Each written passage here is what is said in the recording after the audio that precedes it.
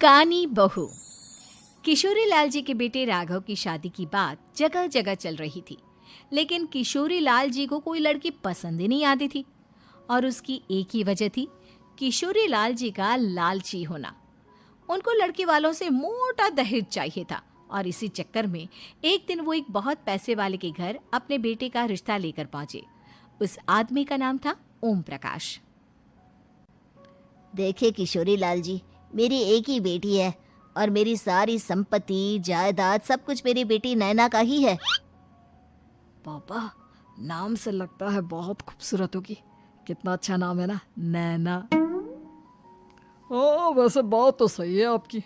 अब इतना पैसा है, जमीन जायदाद है, इकलौती बेटी, आप भी क्या करेंगे? सब कुछ उसे ही देंगे ना। बिल्कुल ठीक पहचाना आपने। बस बेटी की शादी और सारी जायदाद उसके नाम। पापा, बिना देखे हाँ कर दीजिए ना। इतना अच्छा रिश्ता फिर कहाँ मिलेगा? माला माल हो जाएंगे हम। मैं अपनी बेटी को बुलाता हूँ। अरे नहीं नहीं नहीं नहीं, आपकी बेटी का नाम नैना है, सुनकर ही लगता है बहुत सुंदर होगी।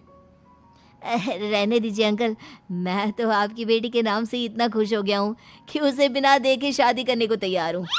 अब तो मैं उसका चेहरा सीधे शादी के बाद ही देखूंगा। और इस तरह राघव नैना का चेहरा नहीं देखता और उससे शादी कर लेता है। शादी के बाद अपनी सुहाग रात पर जब राघव नैना का घूंघट उठाकर देखता है तो नैना की आंखें बंद थी। कितनी खूबसूरत हो तुम नैना, जरा अपनी आंखें खोलकर मेरी तरफ देखो तो सही। नहीं, मुझे शर्म आती है। अरे, मैंने तुम्हें शादी से पहले भी नहीं देखा, और अब अगर तुम आंखें खोलकर मुझे देखोगी भी नहीं तो मुझे अच्छा कैसे लगेगा? इससे पहले कि नैना अपनी आंखें खोलकर राघव की तरफ देखती, अचानक से लाइट चली गई और राघव नैना को पूरी तरह से देख भी नहीं पाया। सुबह नैना राघव के लिए नाश्ता बनाकर लेकर आई। अरे ये क्या, आधा पराठा सेका हुआ है और आधा बिल्कुल कच्चा। ये तुमने क्या किया नैना? बहू, तुमने क्या आधा पराठा तवे से नीचे लटका कर रखा था, जो आधा सिका है और आधा कच्चा? मुझे जितना दिखेगा उतना ही तो सीखूंगी ना पापा जी।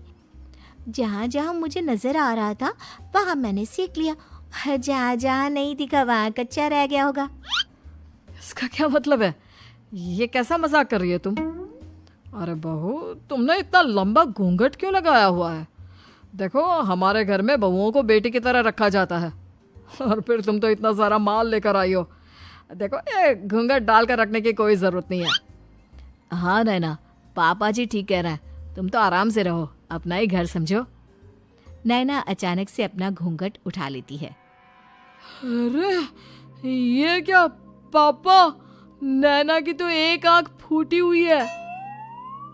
नाम से नैना, लेकिन ये तो कानी बहू निकली।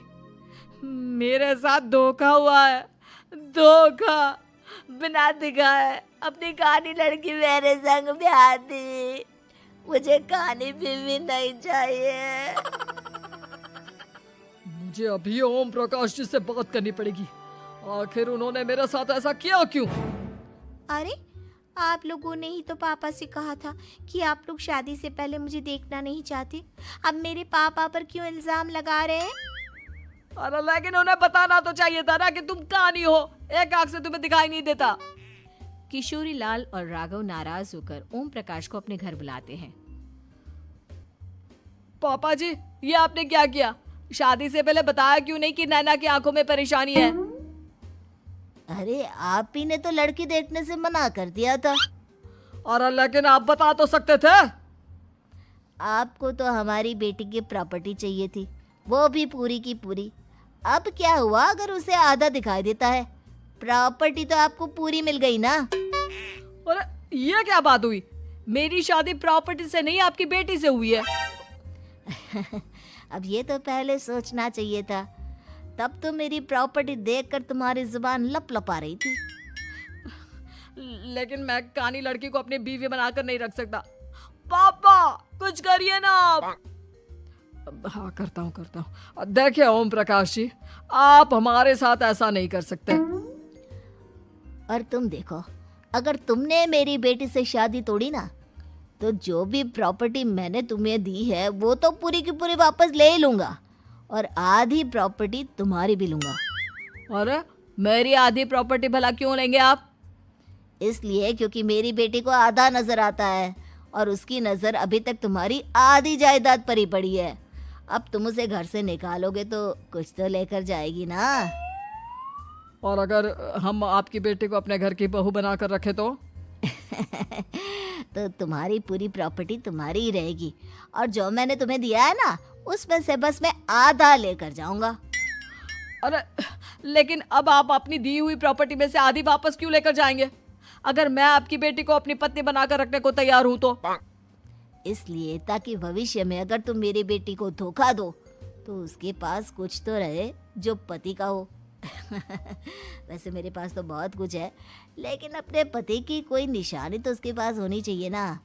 अब अगर तुमने मेरी बेटी को कहानी कहा तो तुम्हें प्रॉपर्टी भी कहानी ही मिलेगी, पूरी नहीं। जमाए राजा।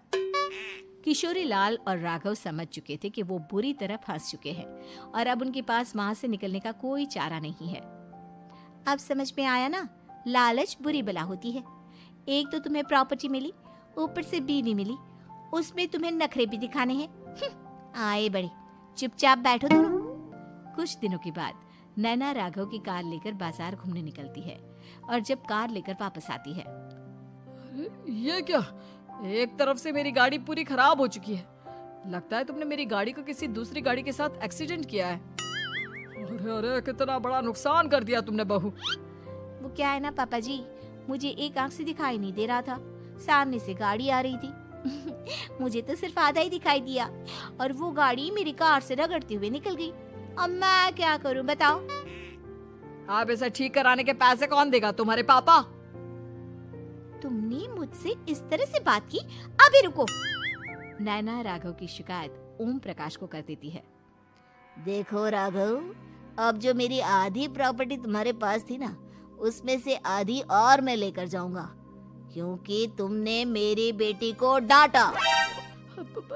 अरे नहीं नहीं पापा जी, गलती हो गई, माफ कर दो। गलती की तो कोई गुंजाइश ही नहीं। अगली बार मेरी बेटी को डांटा तो बची हुई आधी में से आधी और ले जाऊंगा। लालच के चक्कर में हम दोनों ने बहुत बड़ी गलती कर दी बेटा। एक तो तुम्हें कानी बहू मिली और ऊपर से जो माल मिला वो भी काना। इस तरह राघव की हर एक गलती पर ओम प्रकाश उसकी प्रॉपर्टी का आधा आधा हिस्सा लेकर अपना सारा माल वापस ले गया और राघव को कानी बीवी से काम चलाना पड़ा। भाई लालच वाकई में बुरी बला है।